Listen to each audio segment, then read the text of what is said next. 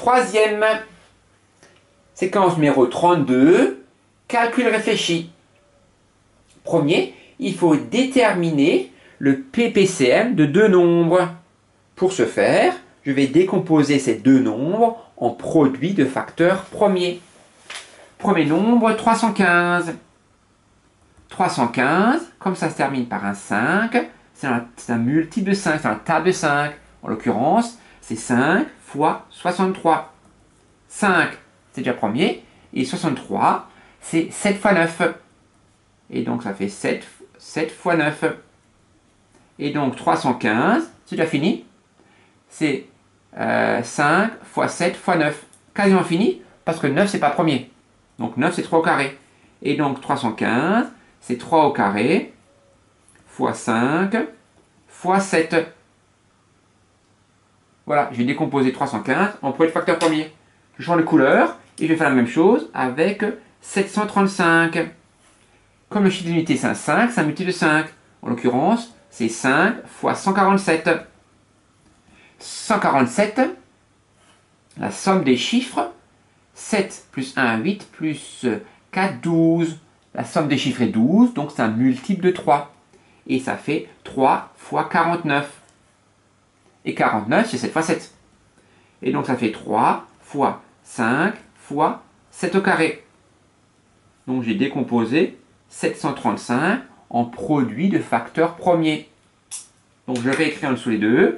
315, c'est 3 au carré fois 5 fois 7.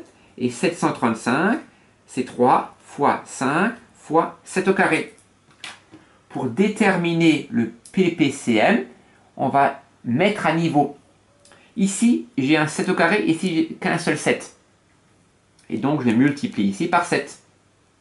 Comme ça, j'aurai un 7 au carré ici, 7 au carré ici.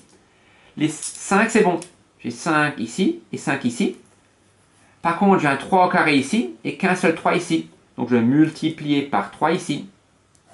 Et donc, le PPCM, ça sera 9. Donc, le PPCM, ça sera 3 fois 3, 9. 3 au carré, multiplié par 5, multiplié par 49. Et ça fait 2205. Je peux vérifier. 2205, c'est bien un multiple de 315. C'est 315 fois 7. Et c'est aussi un multiple de 735. C'est 735 fois 3. Donc j'ai déterminé le plus petit multiple commun. 2205. Deuxième, il faut résoudre une équation. Pour ce faire, je vais utiliser la méthode du produit en croix. Le produit en croix, 3x fois 5, 5 fois 3x, est égal à 7 fois x moins 1. 5 fois 3x est égal à 7 fois x moins 1. Il ne faut surtout pas oublier les parenthèses ici. Parce que si on met oublié parenthèse, le 7, il va que avec le x. Parce que la multiplication est prioritaire. Donc c'est 7 fois tout cela. Donc il ne faut surtout pas oublier la parenthèse. Ça va peut-être commis cette faute. Et donc maintenant, je vais développer. Ça veut dire que 5 fois 3x, bon, j'aurais pu écrire 15x directement, mais je recopie, égale 7x moins 7. 7 fois x moins 7 fois 1. C'est-à-dire que 15x est égal à 7x moins 7. Là, c'est une équation normale. Je vais me débarrasser de 7x, donc je soustrais 7x de chaque côté. 15x moins 7x est égal à moins 7. Ça veut dire que 8x est égal à moins 7. Et donc x est égal à moins 7 huitièmes. Ça fait tout pile moins 0,875.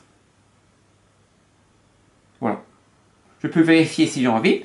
Si je remplace x par moins 0,875, donc je vais vérifier. Vérification.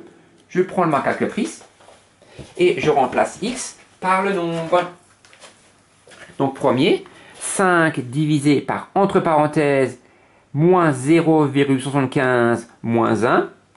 La calculatrice me trouve environ 2,666667. Et de la même manière, je prends la calculatrice et je tape 7 divisé par, entre parenthèses, 3 fois moins 0,875. Et je trouve environ aussi moins 2,66667. Donc, comme c'est des valeurs approchées, c'est pas très précis, mais on a l'impression que c'est juste. Troisième, j'ai un triangle et il faut que je trouve la longueur AC. Comme ça, je ne peux pas le faire. Parce que je ne peux pas faire trigonométrie, parce que je ne sais pas qu'il est rectangle. Donc, il faut avoir un triangle rectangle ici. Et donc, comme le triangle est rectangle, je peux utiliser les formules de trigonométrie. Donc, dans le triangle ABC, rectangle en A.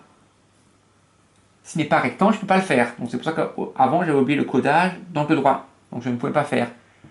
Ou bien c'est par cœur qu'il faut utiliser la tangente, ou bien on va le prouver en écrivant SO, K, TOA, comme d'habitude.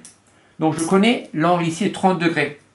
Comme je connais l'angle, je connais son sinus, son cosinus et sa tangente. Je connais aussi la longueur du côté qui est opposé à l'angle de 30 degrés. Donc je connais la longueur du côté opposé. Et moi, je cherche la longueur du côté qui est ici adjacent. Il y a deux côtés qui touchent l'angle, un qui est l'adjacent et l'autre qui est l'hypoténuse. Moi, je cherche l'adjacent. Donc, je mets une croix dans adjacent. Et donc là, je vois bien qu'il faut que j'utilise la formule ici de tangente. Donc, j'écris que tangente de l'angle de 30 degrés égale longueur du côté opposé, c'est-à-dire 5, divisé par la longueur du côté adjacent qui est AC. Je fais le produit en croix. AC fois tangente 30 est égal à 5. Je répète, tangente 30 c'est comme tangente 30 sur 1. Et donc AC fois tangente 30 égale 5 fois 1. C'est-à-dire que AC égale 5 divisé par tangente 30. Je divise par tangente 30 les deux membres de l'équation. Ça, c'est la valeur exacte. Je peux prendre la calculatrice et trouver environ 8,7 cm. Là, j'ai arrondi à 0,1 cm près, c'est-à-dire au millimètre près. Et le dernier, je dois utiliser le théorème Pythagore. Cette fois-ci, j'ai bien écrit l'angle droit. Et donc, j'ai un triangle rectangle dont je connais deux longueurs. Je vais trouver la troisième. Et donc, dans le triangle ABC, dans le triangle ABC qui est rectangle en B, je cherche la longueur du côté AB. Donc AB carré. Comme je cherche un côté qui n'est pas l'hypoténuse, il faut soustraire les carrés des deux côtés. Et donc, c'est égal à la longueur de l'hypoténuse au carré moins ce côté au carré. 1 demi au carré, ça fait 1 demi fois 1 demi, c'est-à-dire un quart. 1 huitième fois 1 huitième, ça fait 1 huitième fois 1 huitième, ça fait 1 64e. Donc AB carré.